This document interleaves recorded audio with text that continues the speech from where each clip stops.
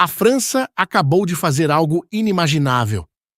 Emmanuel Macron, aquele mesmo presidente que muitos consideravam fraco e indeciso, acaba de preparar o que pode ser o golpe econômico mais devastador contra a Rússia desde o colapso da União Soviética.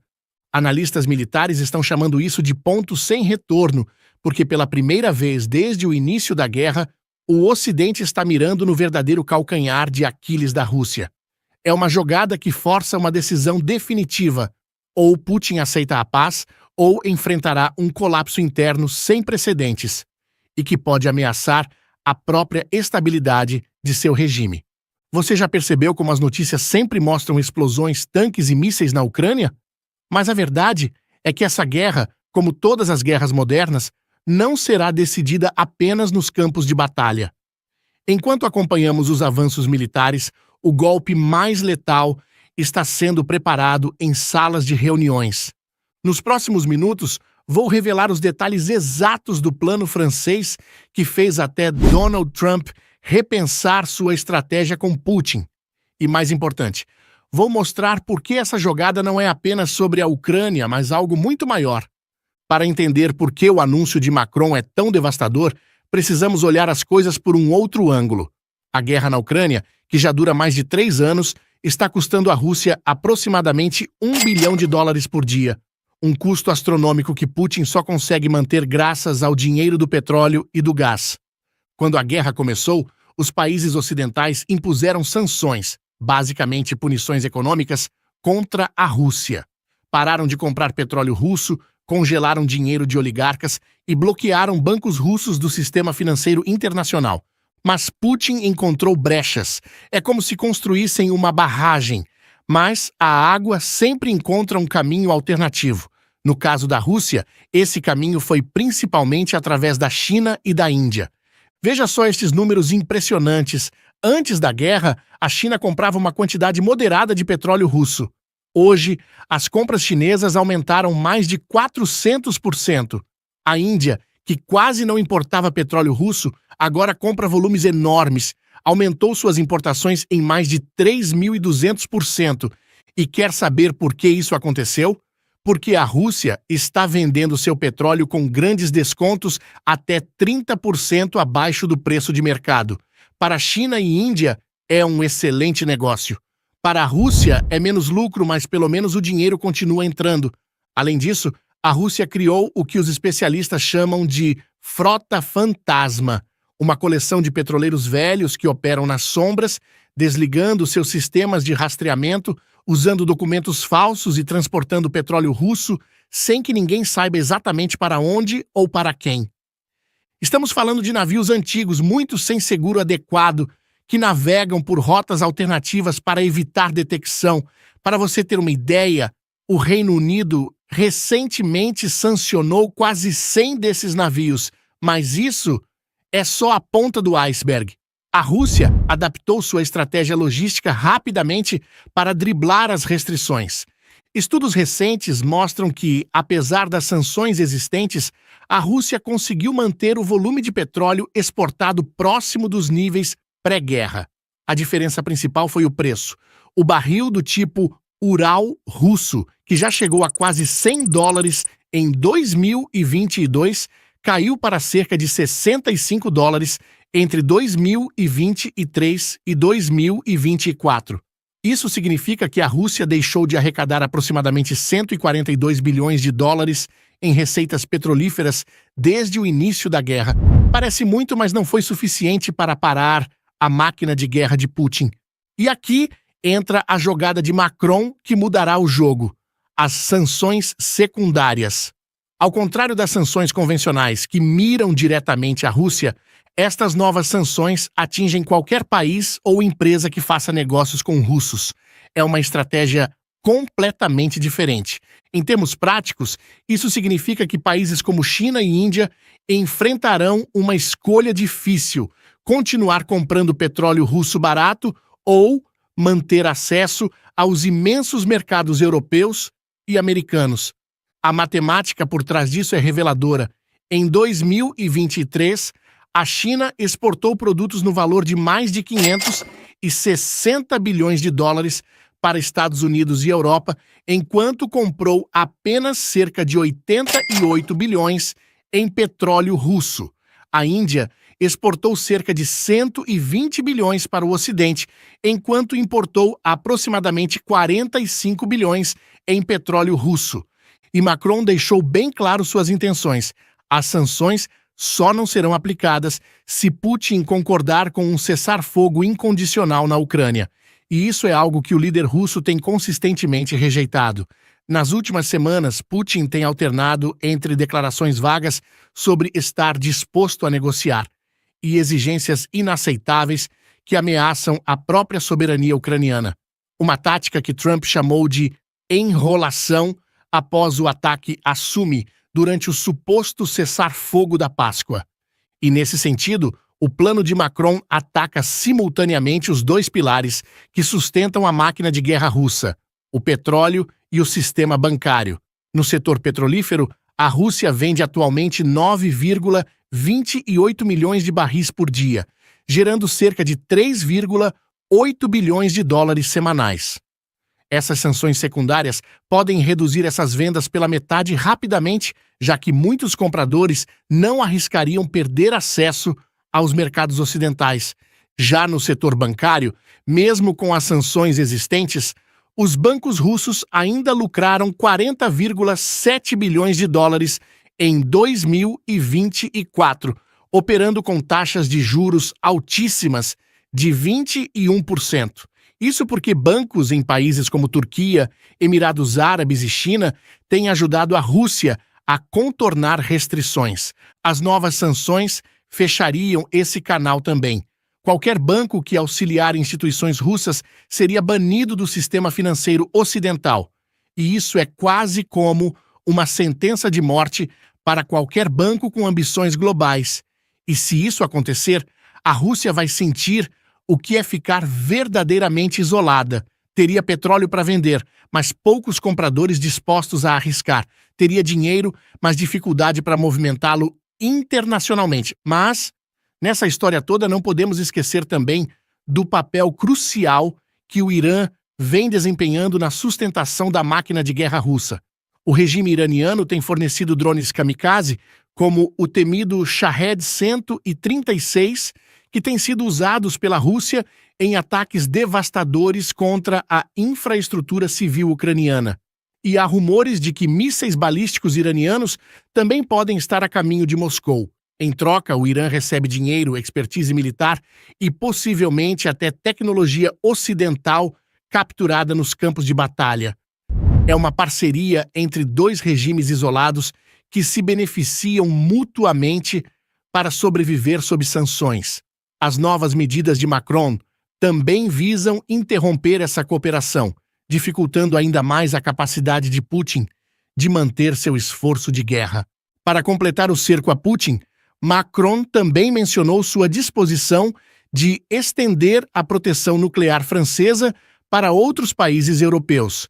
Isso é particularmente significativo porque a França possui cerca de 290 ogivas nucleares, tornando-a a terceira potência nuclear do mundo ocidental, atrás apenas dos Estados Unidos e aproximadamente empatada com o Reino Unido.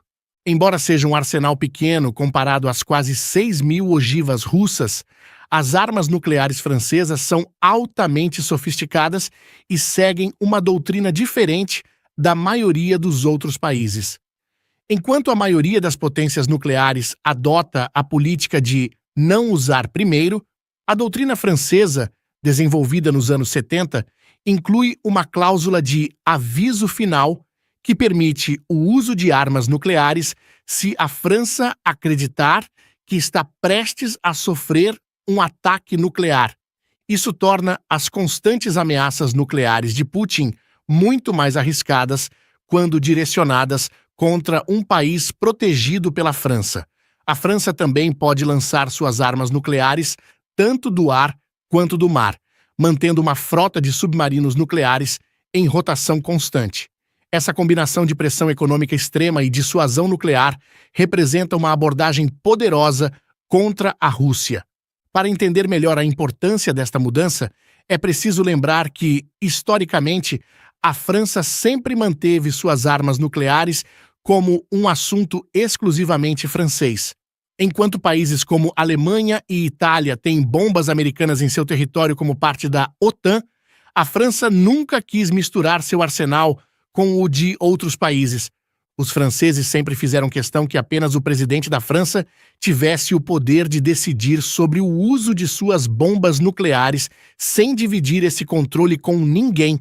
Era uma questão de orgulho e independência nacional. Agora Macron sugere algo inédito: usar esse mesmo arsenal nuclear francês como um guarda-chuva protetor para toda a Europa. Uma ideia que até pouco tempo atrás seria algo impensável.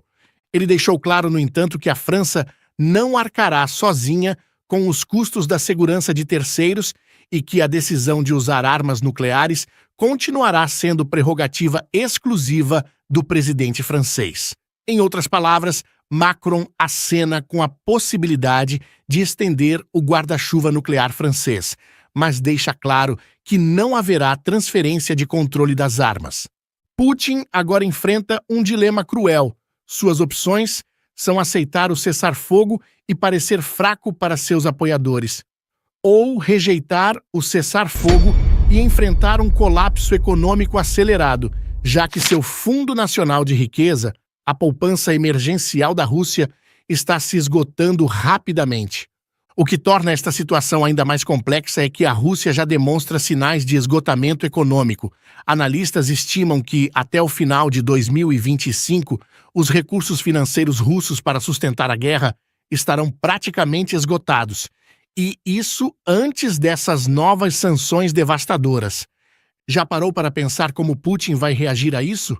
O mais provável é que use seu conhecido discurso agressivo, além de ameaças. Já vimos isso com Sergei Shoigu, secretário do Conselho de Segurança russo, acusando Macron de bater no peito e chacoalhar armas nucleares, chamando isso de ameaça direta à comunidade internacional. Além da guerra de palavras, Putin pode intensificar exercícios militares com demonstrações de força, talvez testando novos mísseis ou realizando simulações de prontidão nuclear.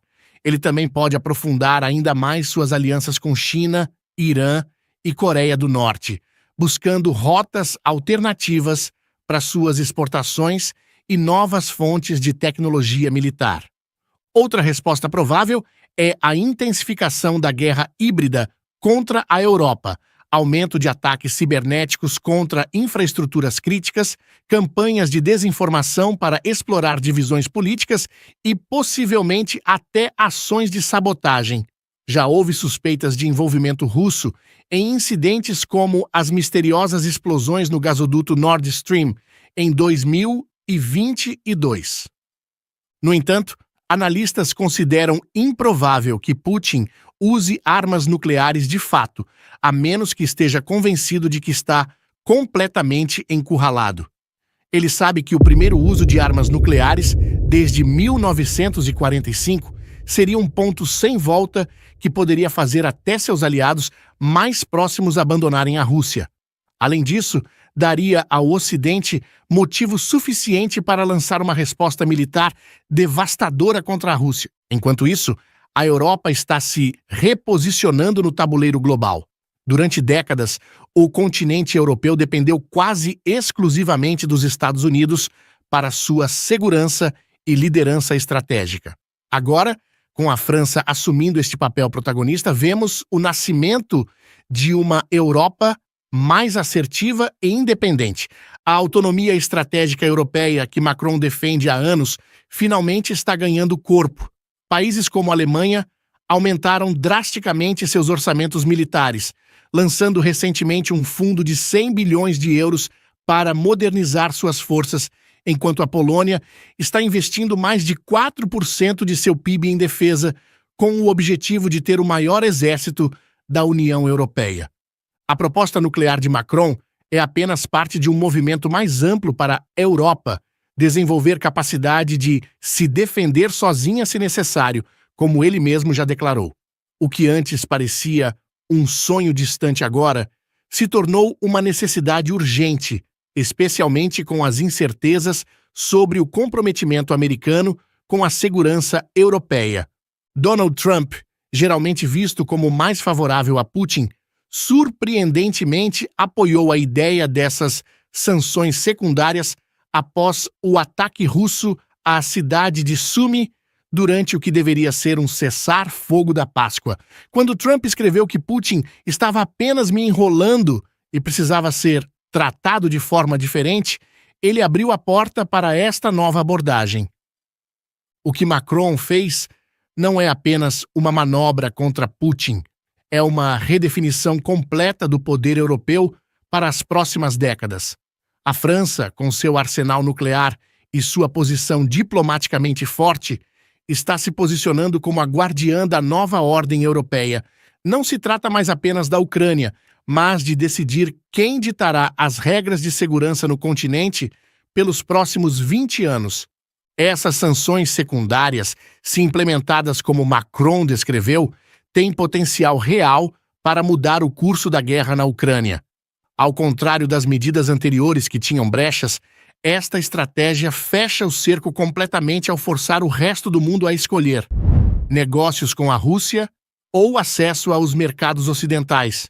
E o momento não poderia ser pior para Putin. A Rússia já está sentindo os efeitos acumulados das 16 rodadas anteriores de sanções. Sua economia foi redesenhada para um esforço de guerra com quase 40% do orçamento nacional destinado a gastos militares e de segurança. A inflação é alta, as taxas de juros estão nas alturas e a população começa a sentir o peso das restrições econômicas.